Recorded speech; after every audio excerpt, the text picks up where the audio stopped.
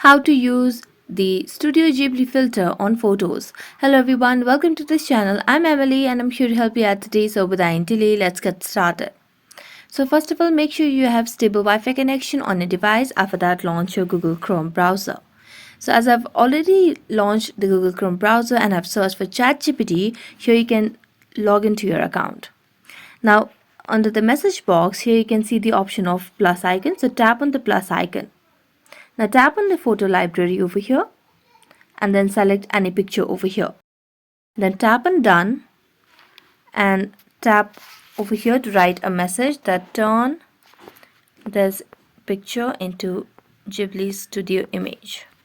So as you do that, it will start processing the image and start the process of turning or converting this picture into a Ghibli Studio image.